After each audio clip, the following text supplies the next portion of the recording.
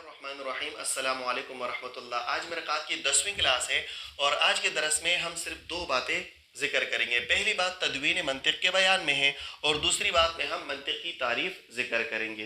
देखें, मुफ्ती, काजी, बल्कि आजकल दुनिया के हर इंसान की फितरत है कि वो हर बात को दलील के आईने से देखता है और मामले के हर पहलू, हर जाविया और एंगल को मुख्तलिफ पैराइयों से जहन में तरकीब देता है और फिर जाके एक राह मुतय्यन कर लेता है। यही मंतिक है, ठीक है, कि किसी मामले के हर एंगल को, हर पहलू को मुख्तलिफ पैराइयों से जहन में तरकीब दिया जाए और फिर एक नामालूम हुक्म को मालूम किया जाए, इल्लतों को तलाश किया जाए, उसूल को चलाया जाए और फिर एक हुक्म निकाला जाए। यही मंतिक है, ठीक है। अब सवाल ये है कि मंतिक का वाज़े कौन है, इस फ़न को किसने मुदव्वन किया?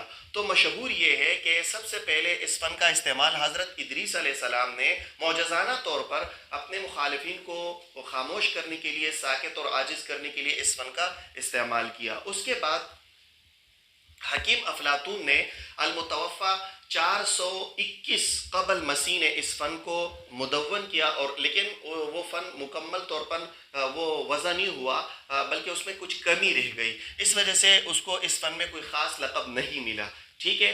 फिर उसके बाद हकीम अरस्ता ताली, जिसे अरस्तु भी कहते हैं, अल-मुतवफ़ा 422 क़ब्ल मसीह, उसने इस फ़न को कम्प्लीटली मुदव्वन किया। इस वजह से उसको मुअल्लिम अव्वल का लक़ब दिया गया। देखो, अरस्ता तालिस दव्वन हाज़ल इल्म, ठीक है, इस्कंदर रूमी के हुक्म से उसने ये फ़न को मुदव्वन किया था, तो इस वजह से कहता है युलक़्क़बु बिल मुअल्लिम अव्वल। सही है, उसको मुअल्लिम अव्वल का लक़ब दिया गया। देखो, मैं यहाँ लिख लेता हूँ। सबसे पहले हज़रत इदरीस अलैहिस्सलाम ने इस फ़न का इस्तेमाल किया मौजज़ाना तौर पर, ठीक है। उसके बाद हकीम अफलातून आया। अच्छा, ये है अल-मुतवफ़ा 421 क़ब्ल मसीह, सही है।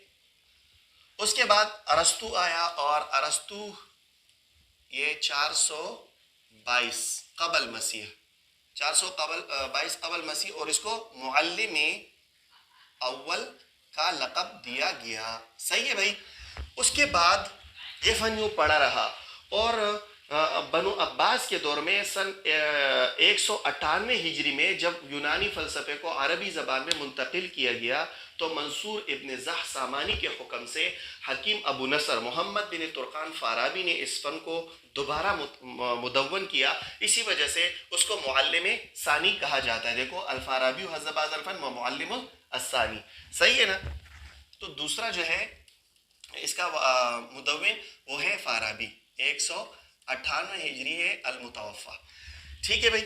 उसके बाद बदकिस्मती से फ़ाराबी की जो किताबें हैं वो ज़ाया हो गई, ठीक है, और मशहूर ये है कि उसकी किताबें एक नागहानी हादिसे में वो जलकर खाकिस्तर हो गई, ठीक है। फिर 427 हिजरी में हकीम मसूद सुलेमानी या सुलेमान मसूद के हुक्म से अबू अली शेख इब्न सीना ने इस फ़न को सहबार मुदव्वन किया। इस वजह से इसको मुअल्लिम सालिस का लक़ब दिया गया, ठीक है। तो उसके बाद आया इब्न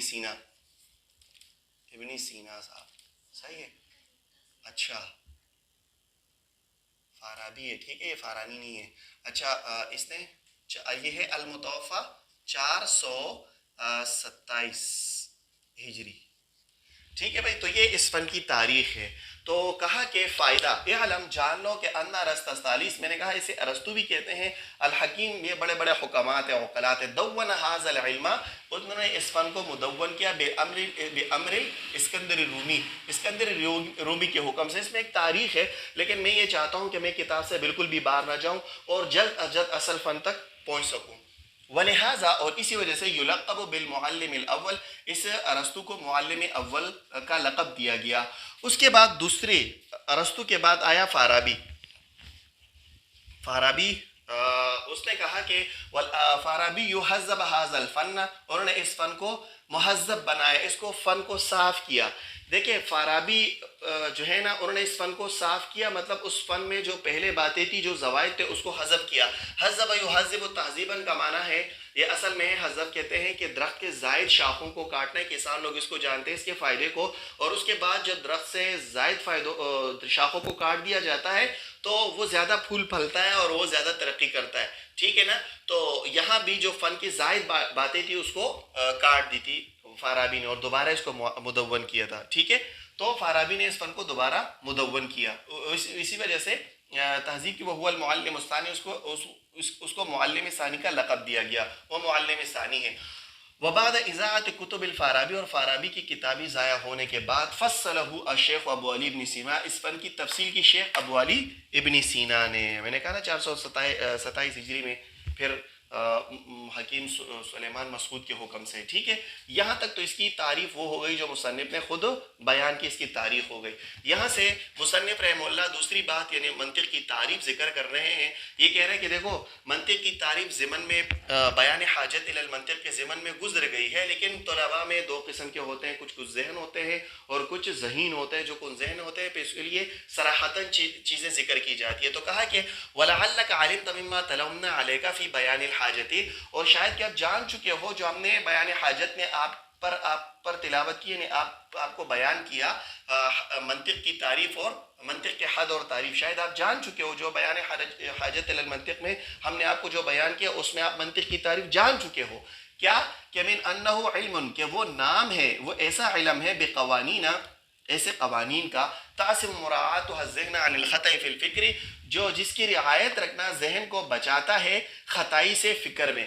یعنی علم جو منطق ہے وہ ایسے اصول اور قوانین کا نام ہے کہ جس کی اگر رعایت رکھی جائے تو وہ ذہن کو سوچ اور فکر میں غلطی سے بچاتا ہے. ٹھیک ہے. معلوم ہوا کہ فقط منطق کا جاننا کافی نہیں ہے بلکہ اس کے قوانین اور اصول کی اگر رعایت رکھی جائے تب وہ ذہن کو فکر میں سوچ میں وہ غلطی سے بچا دیتا ہے اور ذہن کو غلطی سے بچنے کا فائدہ دیتا ہے. ٹھیک ہے. یہ دو باتیں تھی منطق کی تدوین اور اس کی تعریف کے بارے میں تھی. باقی انشاءاللہ اس کا موضوع اور اس کا غرض اگلے درس میں بیان ہوگا. السلام علیکم.